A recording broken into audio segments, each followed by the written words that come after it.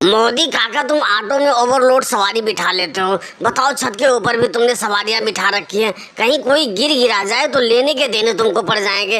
अरे कम सवारियां बिठा के चलोगे तो ऑटो को भी कोई नुकसान नहीं होगा और लोग आराम से अपने जगह पे पहुंच जाएंगे। राहुल, तुमको एक चीज बताऊं, पूरे दिन में सिर्फ एक चक्कर लगता है हमारा, और उस चक्कर में भी हम कम सवारी बिठा के लेके जाएं तो मेरा फायदा क्या होगा। और दूसरी चीज ये बताओ, किसी को मैंने जबरदस्ती बिठाया है? सब लोग तो अपने आप बैठे हैं चढ़ चढ़ के, तो इसमें मेरी क्या गलती है? मोदी जी, फिर भी तुम्हारे लिए तो रिस्क रहता है। कहीं कोई पुलिस वाला रास्ते में मिल गया और इस तरह तुम ओवरलोड बिठा के लेके जा रहे हो तो 10-15 हजार का चालान काट देगा तुम्हारा। फिर तो चला गया महीने भर की कमाई तुम्हारी। राहुल, मेरे ऑटो का चालान नहीं कटने का, क्योंकि मैं हर थाने में महीना देता हूँ। जब महीना देता हूँ तो फिर डर किस चीज का है? चाहे जितना मैं बिठा के लेके जाऊँ, कोई पुलिस वाला हमें टच नहीं कर सकता। मोदी जी, ऑटो जरा संभाल के चलाना, क्योंकि हम ऊपर बैठे हुए हैं और मेरे हाथ में टीवी भी है। गड्ढे वड्ढे थोड़ा बचा के चलना, कहीं झटका लगे और मेरे टीवी नीचे जाके गिरे तो मैं इस टीवी के पैसे तुमसे ले लूंगा। इतना याद रखना, तुमने मुझे जबरदस्ती ऊपर बिठाया है। केजरीवाल, गड्ढे तो मैं बचा के चलाऊंगा,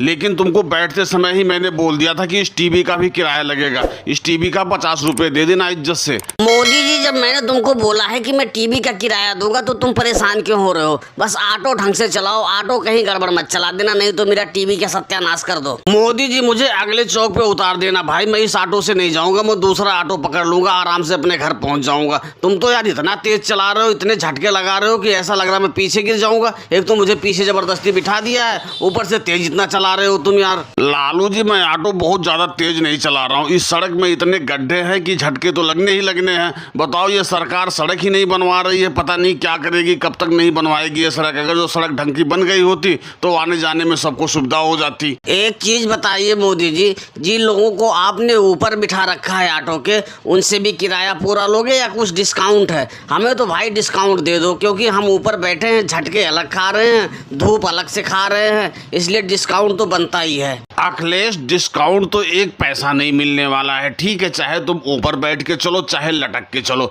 डिस्काउंट नहीं मिलेगा। अगर जो तुमको ज़्यादा दिक्कत हो रही है तो तुम यहीं उतर जाओ, हमें बहुत सवारियां मिल जाएंगी। और दोस्तों, वीडियो पसंद आई हो तो वीडियो को लाइक और सब्सक्राइब करना ना भूलें। धन्यवाद।